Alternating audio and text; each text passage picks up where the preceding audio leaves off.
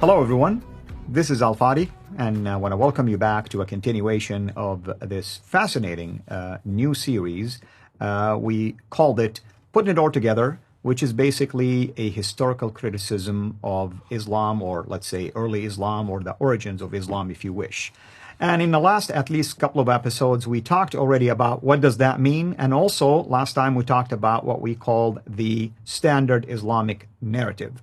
Today we're going to continue along these lines, and we are going to, at least as an overview, talk about the book, The Man and the Place. And with me here, of course, just by saying these phrases, we have the man who talks about all of this, and that's our dear brother, Dr. J. Smith. Dr. J, thank you so much for always making yourself available for us, and for really pouring your heart into this amazing research, many new discoveries. In fact, we mentioned we're doing this in 2022 because guaranteed, maybe later this year or next year, who knows, maybe something new will come in, and we'll keep updating all of that. Why are we concerned about the book, The Man and the Place? Well, I'm concerned about it because I'm the one that coined that phrase. Before, everybody was trying to find how is it and what is it we're really questioning. And I decided to come up with the book of the man, the book of the man. I've been doing this since the 1990s. Then I added the place to it to make it a meme, a real quick meme, so you can see, understand it, visualize it, and also be able to discuss it and debate it. The book, the man, and the place, because those are the three criteria that really underline. Those are the pillars. That's the foundation of Islam. One book called the Qur'an, one man called Muhammad, and one place called Mecca. You need those three. You take away one of them, the other two come crashing down. So anytime you take one of those three away, the other two come crashing down, Islam comes crashing down. It's as simple as that. So what is it we want to look for? Well, what we're going to do in this series, we're going to start with Mecca.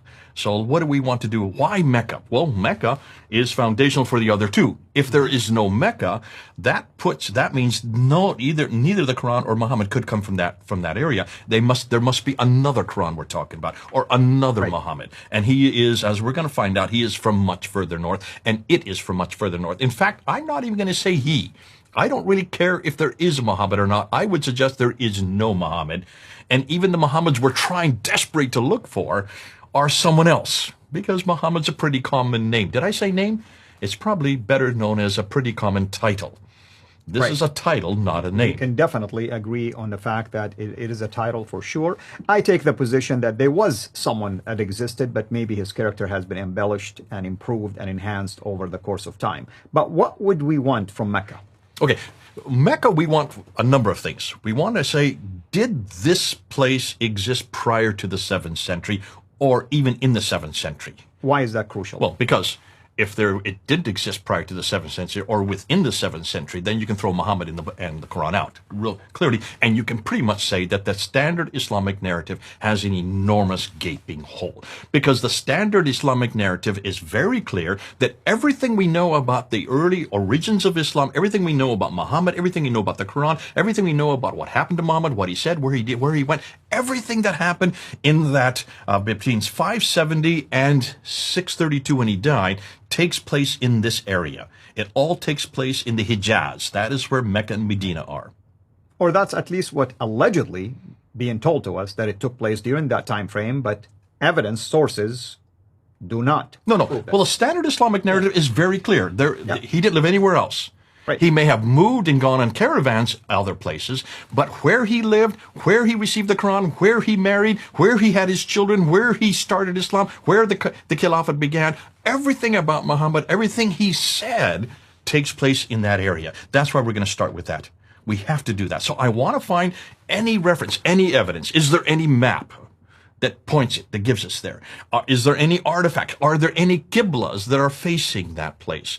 Is there any reference, any book or any reference from the 7th century or earlier that talk about, are there any civilizations or any people that refer to that? Mm-hmm. So we're going to ask that question. We have to ask that question. And then we're going to answer it and say, absolutely not. And there's a reason why no one has heard of this place. And it all comes down to one word: water. It's as simple as that. There's just no water. Now, I'll just let you hang because you know where I'm going to go with this, and you're going to see why this is so important. The second area we're going to look at is the person himself. Now, we're not going to really call Muhammad. We're not going to even talk about Muhammad. I'm going to take a bias. I'm biased here. I don't believe there was ever a Muhammad. There was someone called Muhammad. There are many people called Muhammad. Listen, my name is Jay. There's lots of Jays living today, and I'm sure there are lots of Jays all over the world. But is there a Jay that's sitting in this studio that I can support historically? Yes, because I'm right here. Can we say the same thing about Muhammad? Is there a man, or was there a man named Muhammad who was born in Mecca, who then was there till 622 when he moved to Medina and spent the last 10 years of his life in Medina? That's all I'm asking. And did he receive a book called the Qur'an? So we're going to look at the origins. I'm going to call it really origins because we want to look at the evidence on the ground. And what I'm going to demand is, show me one piece of evidence. That's all I'm asking. Give me a coin. Show me a rock inscription. Show me a building that refers to this man or this place or these events that are happening. That's the second one that I want to look at. And that's extremely important, by the way, because remember, I grew up believing in a man by the name of Muhammad, born specifically in 570 at a historical event that took place, the elephant, basically, or the year of the elephant and the incident that took place at that time. And then in 610, he was in a cave. He received his revelation. And that continued for at least 13 years in Mecca. And then he migrated to Medina the last 10 years. I mean, these are specific time frames that I grew up believing in. But yet, like you stated correctly, when we look at the sources to back it up, we don't have enough sources to back it up. I'm not aware of any that can pinpoint these exact dates for us. If you look at the CIRA, for instance, you look at the Hadith collection, and you look at the tafsir and all that kind of stuff. Everything is later. And also troubling to me is that it points north, not south. Okay, so here's what the question I'm going to ask. When I did my debate with Dr. Jamal Badawi back in 1995, and I started giving these 10 historical problems with the origins of Islam, his answer to me at that time was, Mr. Smith, the absence of evidence does not mean that there's evidence of absence. You've heard this phrase many times, and that's true. Just because there's an absence of evidence does not necessarily suggest the evidence of absence. I couldn't respond to that at that time in 1995. We're now in 2022. Now I can. And what we're going to show when we get through this period is we're going to show there's a huge amount of evidence. And we're going to show you what the evidence is. But what we're looking for 5 things. We're looking for a book called the Qur'an. We're looking for a man named Muhammad. We're looking for people called Muslims. We're looking for a religion called Islam. And we're looking for a city called Mecca. Those are the 5 things I want to ask. And I want to see if they exist, if there's any evidence for those 5 things. If there's no evidence for those 5 things, because those are the 5 things that make up Islam or the origins of Islam, then I was going to turn that on its head, that whole phrase on its head, and says, now you Muslims, you now have no evidence. So the absence of evidence, in your case, does it suggest the evidence of absence? I would suggest that you've got this problem, no longer me. I've got the evidence. You no longer have the evidence. Until you can show me evidence for any of these 5 things in the 7th century, there is no debate. Because why debate? Because I'm fed up, and you're wasting my time to always be pointing to the 9th and 10th and 11th century. Who cares dilly swat about the 9th, 10th, 11th century? I want to talk about the 7th century. Now, do you see how easy that makes it? But also, that is what we demand of any historical claim. We've been demanded of that in Christianity. We had to prove that there was a person named Jesus Christ living in the 1st century, that he did die on the cross. Whether he rose again, we didn't have to prove that, but that has been proven. That's the beauty of it. We had to prove that the New Testament, the record that we have, the New Testament itself had to have been written at least by the 1st century, written down by the 1st century, though we don't have any of the manuscripts from that earliest period.